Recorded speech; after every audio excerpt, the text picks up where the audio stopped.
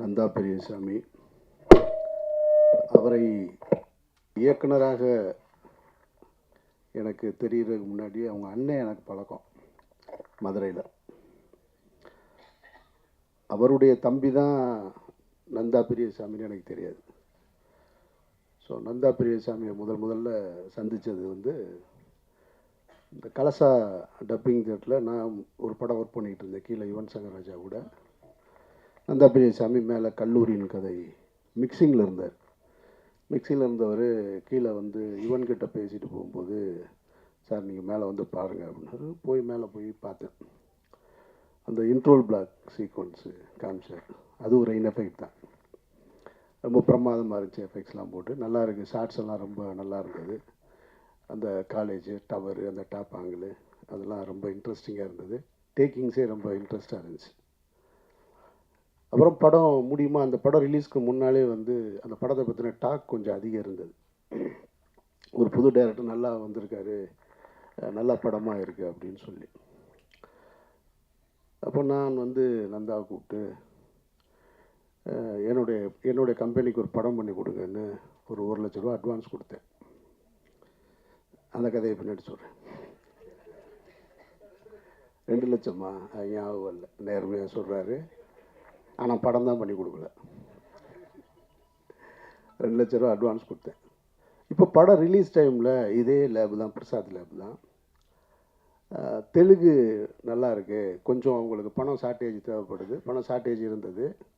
Chowdhury sir அப்போ என்னோட ரொம்ப நெருக்கமாக இருந்த நேரம். அப்போ அவர் என்கிட்ட சொல்கிறாரு, என்னப்பா இந்த படம் ஏதோ நல்லா இருக்குன்னு சொல்கிறாங்க. என்னப்போ நான் கூட மிக்சிங்கில் கொஞ்சம் பார்த்தேன் சார், நல்லா இருந்துச்சுன்னு.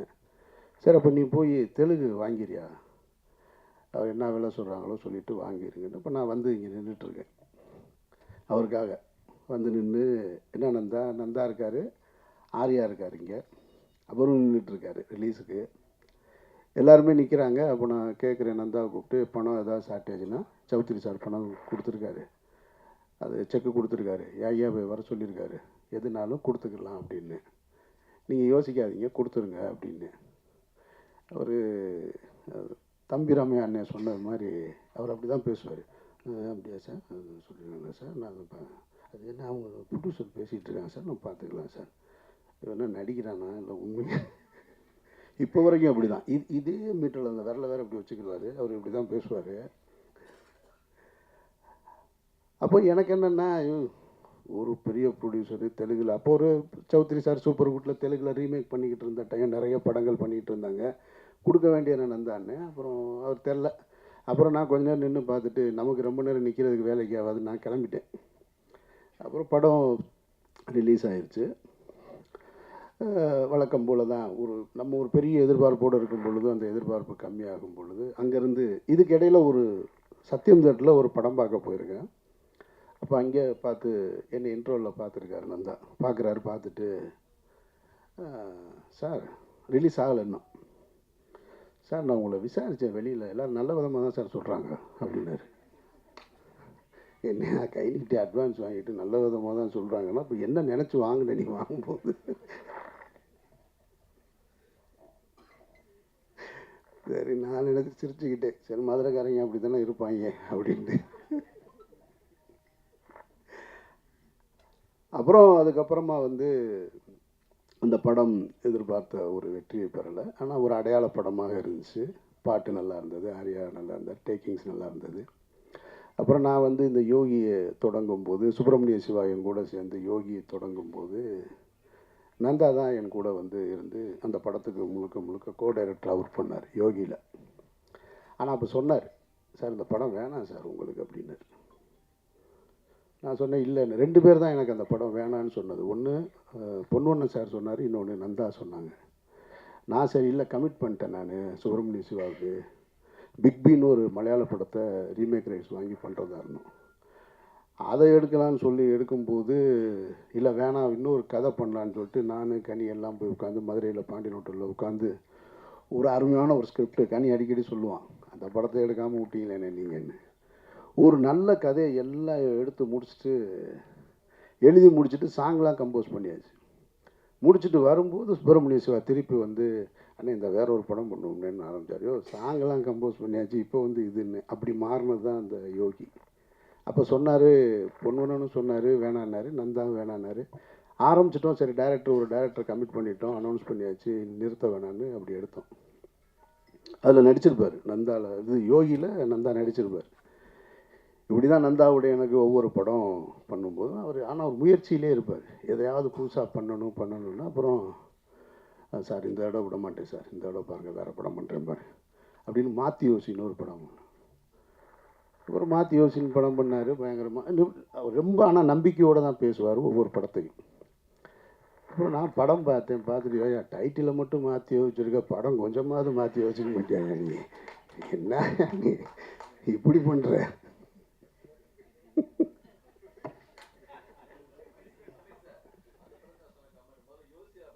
அப்புறமா யோசி அப்புறமா மாற்றலாம். Sorry sir next time permission, next time ஆமாம். அப்புறம் ஒரு முறை ஜிஆர்டி ஹோட்டலில் உட்காந்துருக்கேன், அங்கே ஒருத்தரோடு உட்காந்துருக்காரு. நான் சாப்பிட உட்காந்துருக்கேன், வேகமாக வந்துட்டார். வந்த உடனே யார் என்ன தானே சார் இப்போ தான் ஒரு ப்ரொடியூசர் செட் பண்ணிக்கிட்டு இருக்கேன் அப்படின்னு. உனக்கு மட்டும் எப்படியா இருக்கிறாங்க கரெக்டாக.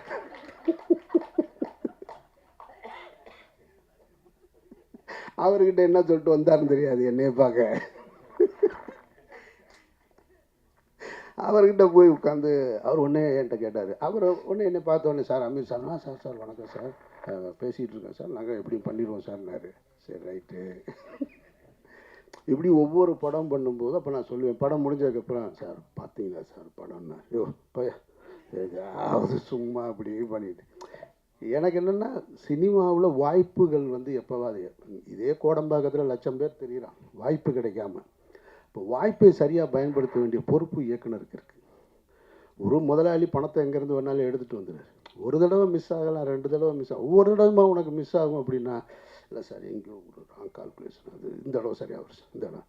அப்புறம் இப்போ இந்த ஹிந்தி படம், ஹிந்திக்கு ஸ்கிரிப்ட் எழுதினார், அடுத்த கட்டத்துக்கு போயிட்டார். ஆனால் என்னென்னா நந்தா கிட்ட அந்த உழைப்பு, அந்த முயற்சி, அந்த தேடுதல் இருந்துக்கிட்டே இருந்தது. அது நான் கனிக்கிட்ட பார்த்துருக்கேன்.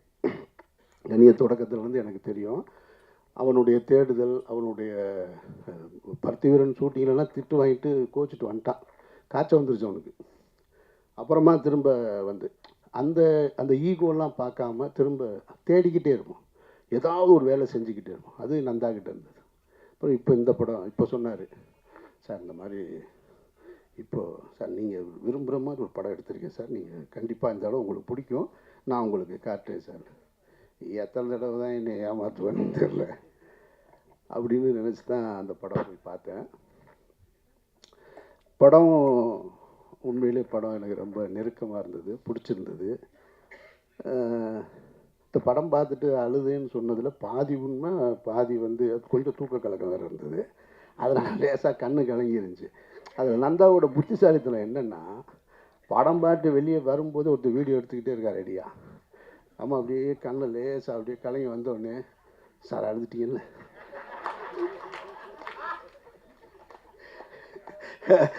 இப்போ அந்த வீடியோ வேறு எடுத்துக்கிட்டு இருக்கான், இல்லைன்னு சொன்னால் என்ன ஆகுது, சார் அழுதுட்டீங்கல்ல, சார் அழுதுருக்கீங்க சார், இல்லை நந்தா சார் தெரியுது சார் அழுதுறீங்க, எப்படியா வலுக்கட்டாயம் அழுது விட்டுருவோம் போல. ஆனால் படத்தில் ஒரு காட்சியில் நான் கண் கலங்கிட்டேன். அது இந்த குழந்தை, 2வது குழந்தை ஒரு கட்டத்தில் பேசும், அந்த இடத்துல கண் கலங்கிட்டேன். படமும் இறுதி அந்த இது வந்து எனக்கு ரொம்ப, மொத்தத்தில் படம் வந்து எனக்கு ரொம்ப நெருக்கமான பிடிச்ச படமாக. இப்படி ஒரு படத்தை எடுக்கணும்னு நான் ஆசைப்பட்டுக்கிட்டு இருந்தேன். நந்தா கரெக்டாக அந்த படத்தை செஞ்சுருக்காரு. அது குடும்பத்தாருக்கு நான் சொல்லுவேன், அந்த இடத்த ரீச் பண்ணிட்டு. இப்போ இந்த படம் எவ்வளோ பெரிய வெற்றி அடையும், எவ்வளோ வசூல் கொடுக்கும், அதெல்லாம் நம்ம கையில் இல்லவே இல்லை. அதெல்லாம் நம்ம பார்க்க வேண்டியதே இல்லை. வெற்றி அடையுது, அதுவும் தேவையில்லை. நாம் நினச்ச ஒரு இடத்த அடையிறோமா, நான் நினச்ச வேலையை செய்கிறோமா, அந்த பொருள் மற்றவங்களுக்கு திருப்தியாக இருக்கா, அப்படித்தான் நான் பார்ப்பேன் படத்தை. அந்த அளவுக்கு ஒரு தகுதியான படமாக இங்கே இதுக்கு முன்னாடி இயக்குநர்கள் பேசுனதெல்லாம் சொன்னால், விக்ரமன் சார் சொன்னது போல் வாழைக்கு பிறகு ரொம்ப மனதிற்கு நெருக்கமான படம் திருமாணிக்கம்னு சொன்னால் அது மிகையாக. லப்பர் பந்து பார்த்தோம், லப்பர் பந்து கம்ப்ளீட் கமர்ஷியல், அது நான் ரொம்ப ரசித்து பார்த்த படம். ஆனால் மனசுக்கு ரொம்ப நெருக்கமாக இருந்தது வாழைக்கு பிறகு இந்த படத்தை தான் நான் பார்க்குறேன். படத்தில் இருக்கிற கதை அந்த வடிவரசி அம்மா இந்த மொத்த கதையும் சொல்லிட்டாங்க. படம் பார்த்த எங்களுக்கு தான் தெரியும் அது. இதில் என்னென்னா, ப்ரொடியூசருக்கு 1 மணி நேரம் தான் கதை சொன்னாராம், வடிவரசி அம்மாவுக்கு 2.5 மணி நேரம் சொல்லியிருக்காங்க.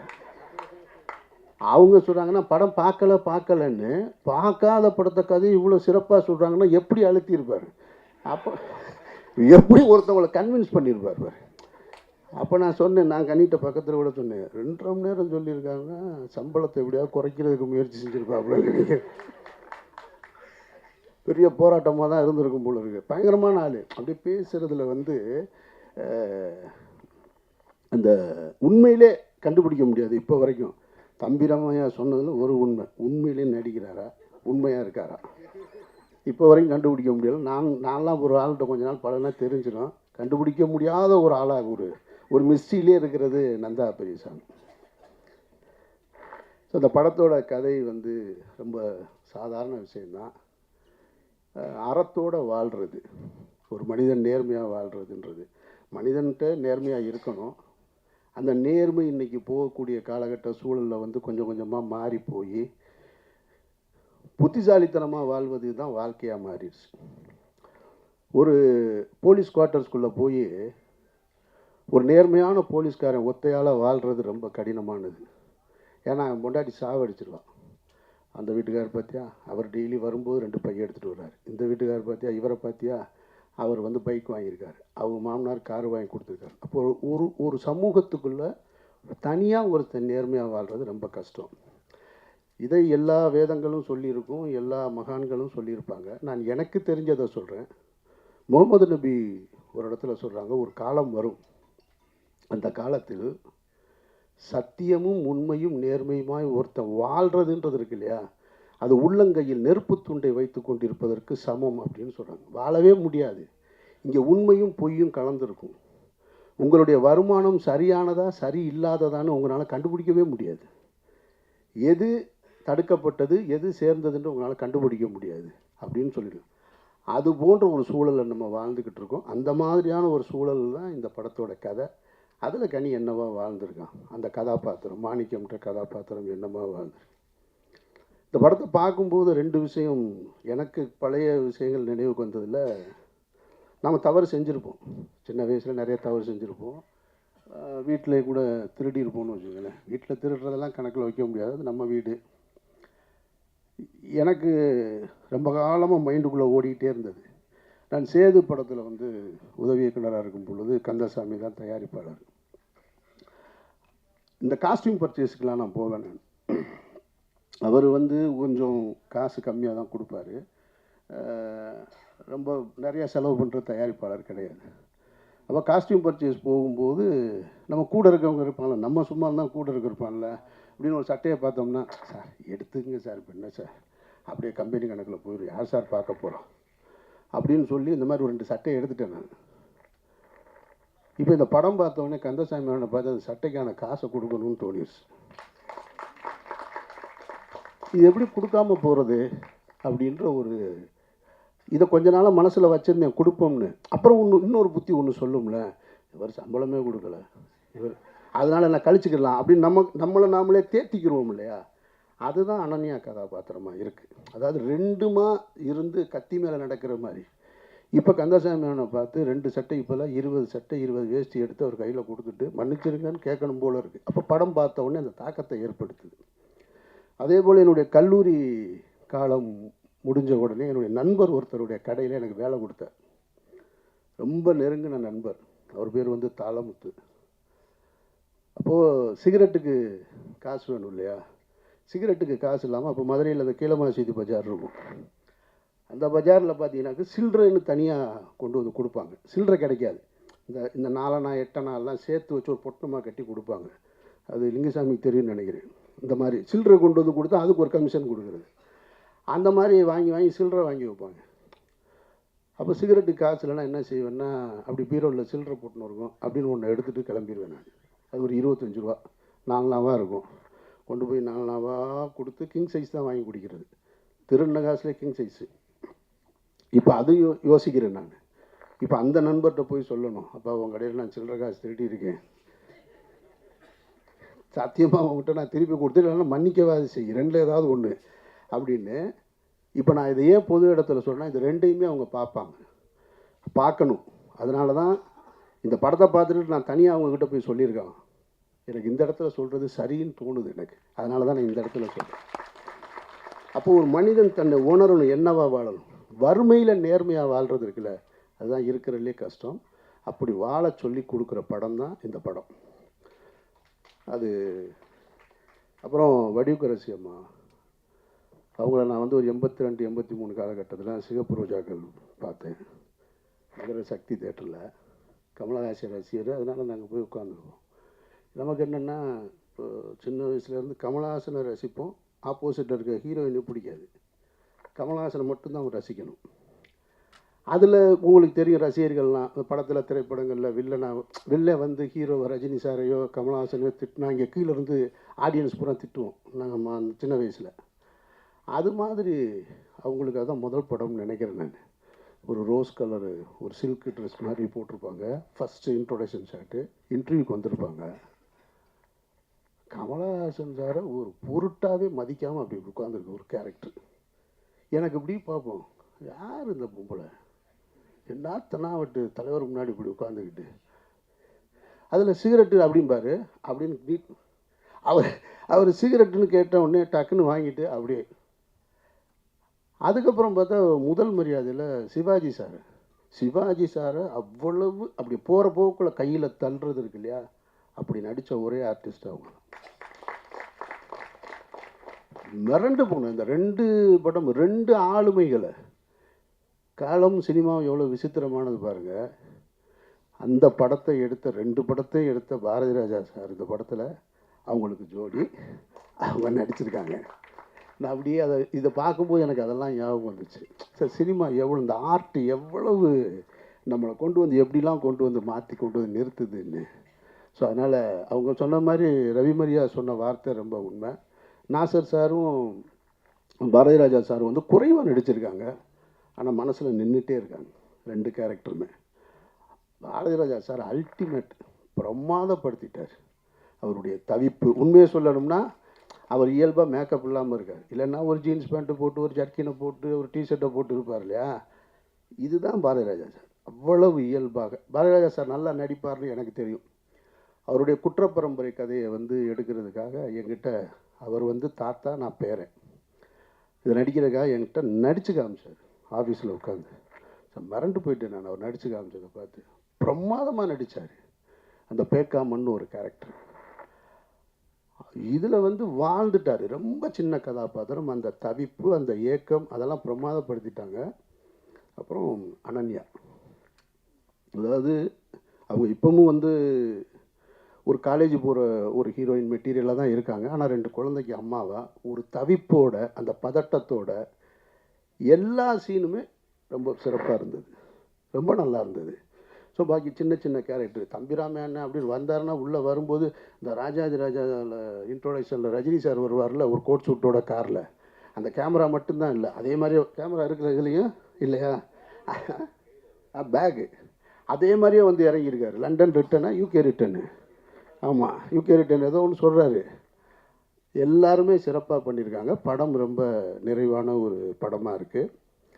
படம் பார்க்கும்போது எனக்கு தோணுச்சு, இது நந்தா படம் மாதிரியே இல்லையே.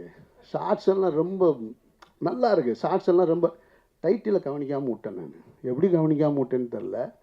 ஷார்ட்ஸ் எல்லாம் அவ்வளோ அழகாக இருக்குது, ரொம்ப ஸ்டைலிஷாக இருக்குது, ரொம்ப டெப்த்தாக இருக்குன்னு. இப்போ தான் இங்கே வந்ததுக்கப்புறம் தான் இந்த இது கடைசியில் என் தம்பி சுகுமார் தான் கேமரான்னு பிரமாதப்பட்டு. நான் படம் பார்க்கும்போது நினைக்கிறேன் நான், இவ்வளோ நல்லா இருக்கு, இதெல்லாம் எடுக்க மாட்டாப்ல நம்மால் அப்படின்னு. பிரமாதப்படுத்திட்டான் சுகுமார். சுகுமாரை எனக்கு வந்து பல வருஷமாக தெரியும் எனக்கு. ஸோ இப்படி எல்லாருமே நிறைவாக செஞ்சுருக்கிற படம். இந்த படத்தை பற்றி யாராவது உங்ககிட்ட இங்கே பேசினவங்க அதிகமாக பேசியிருந்தாங்கன்னா அதை நீங்கள் பெருசாக எடுத்துக்க. ஏன்னா நீங்கள் ஒரு கிரிட்டிக் பாயிண்ட் ஆஃப் வியூவில் படம் பார்ப்பீங்க. நீங்கள் பார்க்கும்போது சின்ன சின்ன ஃப்ளாஸ் இருக்கும் படத்தில், அது இருக்குது, அது எனக்கு தெரியும், உங்களுக்கும் அது தெரியும், உங்கள் கண்ணுக்கு தெரியலாம். ஆனால் அதையெல்லாம் தாண்டி எனக்கு முன்னாடி இங்கே பேசின யாரோ சொன்னாங்க, நீங்கள் நினச்சா கூட அந்த படத்தை தப்பாக எழுத முடியாது, அதுக்கான ஒரு தரமான படமாக இருக்குது. நந்தா தனக்கான இடத்தை அடைஞ்சிட்டாருன்னு நான் நினைக்கிறேன் நான். மற்றபடி எதுவும் சொல்ல மறந்துட்டேனான்னு தெரியலை. சார் சொல்லும்போது ஒரு வார்த்தை சொன்னார், இந்த படம் தமிழ் சமூகத்திற்கு அவசியமான படம்னாரு. மனித சமூகத்திற்கு அவசியமான படம். எந்த சமூகமாக இருந்தாலும் நேர்மையாக உண்மையாக வாழணுன்றது அதுக்கான படம். படம் ரொம்ப நிறைவாக இருக்குது. வேறு கனி வந்து ஒன்று பருத்திவீரனில் நடிச்சிருப்பான், உங்களுக்கு தெரியும், அந்த பஞ்சு மிட்டாய் சீனில். அதுக்கப்புறம் ஈசன் பார்த்தேன் நான். ஈசன்லலாம் அப்படி வர்றப்பான ஒரு போலீஸ்காரன் அந்த அப்படியே நின்றுக்கிட்டே இருப்பான். அவன்கிட்ட கேட்டேன், சசிட்ட, ஏன்டா அவன் நெஞ்சை நிமித்திக்கிட்டே நிற்கிறான், சும்மாவே நிற்கும், போலீஸ்காரனா நெஞ்சை நிமித்தணுமாடா அப்படின்னு. அப்படியே அப்புறம் நிறையா படம் பார்த்தேன். என்ன இவன் ஒரு மாதிரியாக போயிட்டே இருக்கானுன்னு. ரவிமரியா சார் சொன்ன மாதிரி இந்த கதாபாத்திரத்தை இவனை விட யாராலையும் சிறப்பாக நடிக்கவே முடியாது. ஒரு புள்ளி கூட படத்தில் எங்கேயுமே எந்த காட்சியிலையுமே எவ்வளோ பெரிய நடிகராக இருந்தாலும் அங்கங்கே கொஞ்சம் மிஸ் ஆகும். அவனுக்கு நடிப்பு வந்து அப்படியே சும்மா அப்படி போகிற போக்கில் பொறி சாப்பிட்ற மாதிரி ஆகிப்போச்சு. அவ்வளவு ஃபிட்டாக இருக்குது இந்த கேரக்டர். படத்தின் முதல் காட்சியிலேருந்து கடைசி வரைக்கும் ரொம்ப ஃபிட்டாக இருக்குது. கனியை தவிர இந்த கதாபாத்திரத்தை யார் செஞ்சுருந்தாலும் சரியாக வந்திருக்காது. கனி வந்து ஒரு தேர்ந்த நடிகனாக மாறிட்டான். வாழ்த்துக்கள் கனி. நிறையா பேர்த்துக்கு அப்பாவாக நடிச்சிருக்கேன்னா எனக்கும் அப்பாவா ஒரு படத்தில் நடிச்சுன்னா நல்லாயிருக்கும், அந்த ஆசையும் தெரிவிச்சுங்க. மற்ற எல்லாரையும் பற்றி சொல்லியாச்சுன்னு நினைக்கிறேன். படம் ரொம்ப சரியான நிறைவான படம், வேறு ஒன்றும் சொல்கிறதுக்கு இல்லை. இந்த திருமாணிக்கம் கரெக்டு தான். அது அந்த ஒரு டைட்டில் இருக்கு இல்லையா, அந்த திருன்ற டைட்டில், அது மரியாதைக்குரிய ஒரு சொல் இருக்கு இல்லையா, அது மரியாதைக்குரிய சொல், மரியாதைக்குரிய படத்தில் வந்து சேர்ந்துருக்கு. நந்தா, வாழ்த்துக்கள். இவ்வளோ நேரம் காத்திருந்த எல்லோருக்கும் உங்களுக்கு என்னுடைய நெஞ்சார்ந்த நன்றிகள். நன்றி.